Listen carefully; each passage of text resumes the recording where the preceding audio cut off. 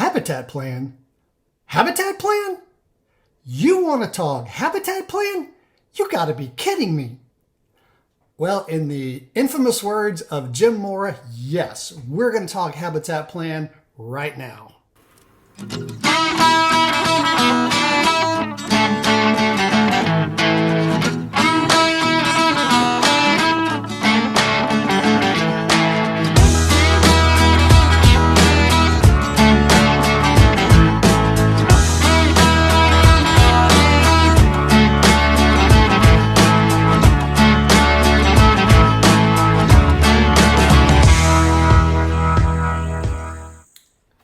Guys, let's talk about some habitat plan. First of all, this is my habitat plan. I've enlisted the help of a specialist who's kind of a habitat and whitetail deer hunting specialist to help me figure out how I can see more of these mature whitetail deer. So this doesn't apply so much if that's not really the right way to say it. This isn't necessary if you're going to hunt 3.5, 2.5, younger age whitetail deer. You don't really need this. You can make a lot of mistakes. You can hunt those deer without having to have a whole super lot of strategy.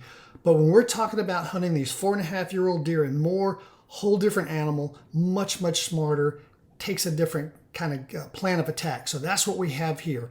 This is a very busy picture. I realize that there's a lot going on here. We are not going to try to pick this thing apart, but I just want to kind of, and in this overview video, just want to talk about some of the kind of the generalities, the main things I want to get out of this, what I'd like for you to get out of it. And so with that being said, let's get started. There's a lot to discuss. The main three purposes of doing this habitat plan, or at least three of the bigger purposes, are going to be: 1, to create more food; 2, to understand the bedding areas and to create a few more bedding areas; and thirdly is to understand the travel routes and to kind of develop a hunting strategy to take advantage of all of the above. So including access to get to the stands and such. So let's kind of dig in. Let's talk first about creating food. So there's if I kind of zoom out and we look at the area around here, there's not a lot of ag nearby. A lot of this pasture land over here, not a lot of it is ag land. So there's not a lot there. There's not a lot of food plots nearby. So this is an area that's very deficient in food for deer, high quality food being ag and food plots for deer. So one of the main things this plan is to do for me is to help increase food. So one of the ways we're going to do that is let's zoom in a little bit here. We're going to take this food plot, which is about the size of this white outline right now, and we're going to increase it significantly. We're going to try to create this to be a destination food source, meaning those deer, I want them to come throughout the woods as it approaches nighttime, and they're going to eventually end up in this food plot and others like it as their final destination where they're going to eat a lot of their nutrition.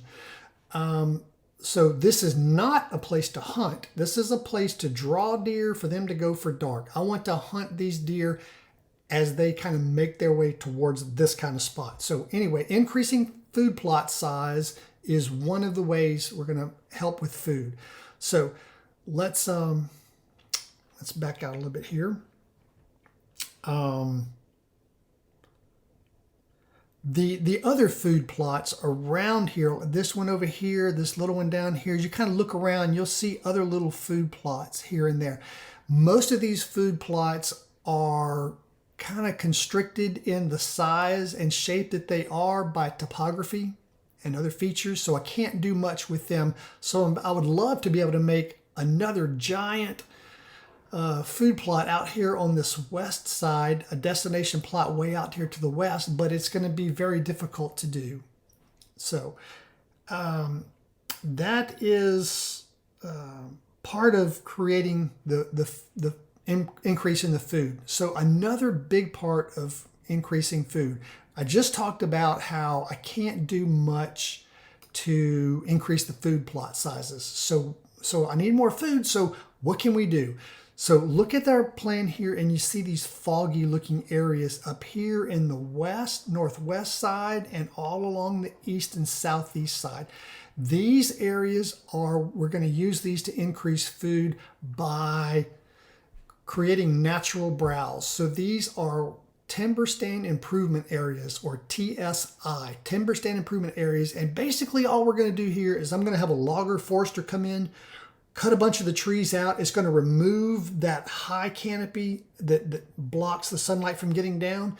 Sunlight gets down, natural browse grows up, and so that creates food. And these are pretty large areas. So there's going to be a lot of food created as natural browse, which is actually probably the preferred way to feed deer anyway. So that pretty much is a good summary of our creating food. So the second thing we want to talk about is bedding areas. So when you look at our map here, look at these little tannish orangish areas. And so let's zoom in on one area just for discussion purposes. Let's zoom in over here. So let me kind of get zoomed in here. Yeah. So these are bedding areas. Now this happens to be an area where the deer are already bedding a lot. So I'm not making the deer move to a new spot. I'm enhancing what's already there. So what I'm going to do, each of these little circles is about 25 yards in diameter. So in that spot, I'm going to go in and either hinge cut or complete cut all the trees that are, or most of the trees that are in that area. As these things lay down, they are providing horizontal cover for the deer as they lay down. They're providing, in some cases, food, browse that grows off the stumps, or the hinge cut tree staying alive provides leaves at ground levels, nutrition for them there.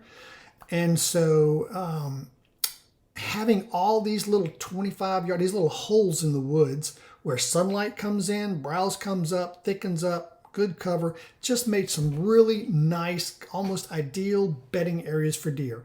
So I'm going to areas they already want to bed. I'm making their bedding areas better and trying to influence them to bed down in these areas. So that's one thing. There are areas like this that I'm enhancing what's already there.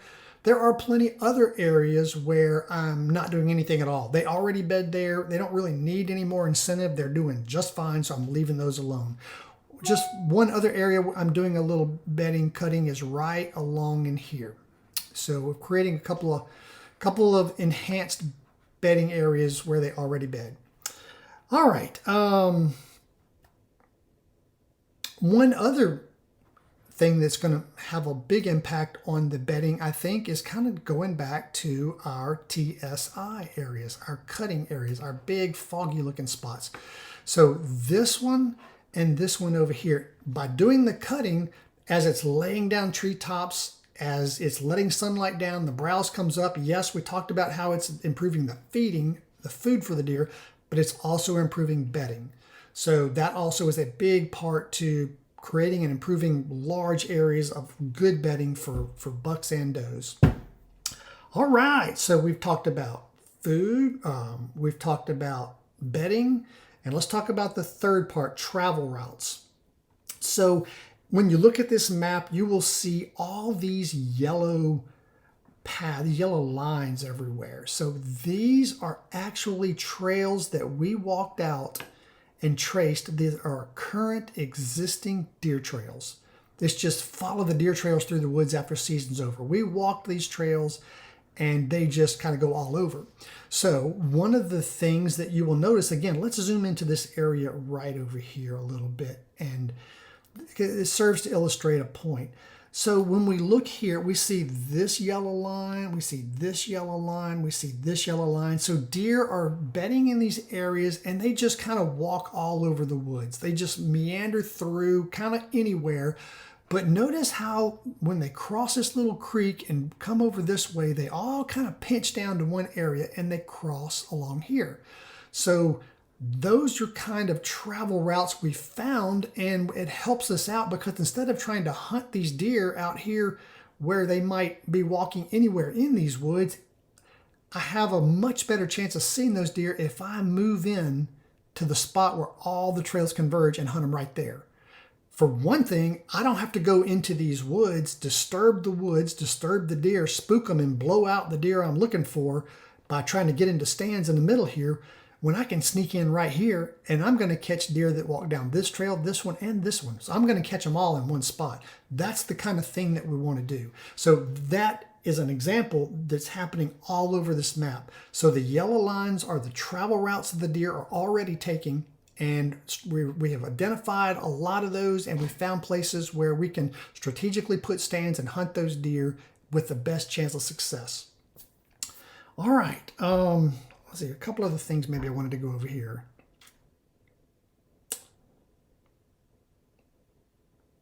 So these travel corridors that the deer are already moving, there's a couple of items that help influence that. One very strong influencer is the contours. So what I do not have overlaid on this map here is our topography lines, our topographic lines. But deer tend to follow topography lines. They like to kind of stay at the same elevation as they walk around. So that's one thing that can help you when you're trying to figure out where a deer's traveling. Sometimes you're following the trail and you kind of lose it a little bit, where you can know, okay, well, he's basically going to follow the contours of the, and so that can kind of help you follow. And as you go along, you'll probably see rubs, and that will let you know that a buck is using that area. That's his travel corridor. And you get clues along the way. Sometimes you'll lose the trail a little bit, but you see a nice rub. So you go to it, and then you move a little bit further, and you pick up the trail again. So you kind of put the pieces together. You follow these trails everywhere, and it helps you pick out the better hunting spots. Talked about stand locations to take advantage. Okay, so that pretty much covers it. So this is a very busy map, and again, we're not trying to get into a lot of detail. This is way too much to try to cover in a short video, but this is an overview of our habitat design here to help kill these older deer, the bigger deer, and be more successful. So in follow-up videos, we're going to kind of pick this apart in little bits. We'll do specific areas, and I'll show you the actual work that I'm doing as I'm doing it. To create what we're doing, and we're going to learn from it. I'm going to learn from it, and you can kind of learn along with me. So thank you for watching. Hope you enjoyed it. Hope it's a little bit educational, and come along for the ride, because we're going to try a lot of things. Probably most of it's going to work, but some of it's not. We'll readjust next year, make changes, and make it better for the next year. So it's kind of fun. It's an ongoing project. It's kind of a living document thing. You can kind of continue to tweak as we learn. So thanks for hanging in there with us. I'll see you next time.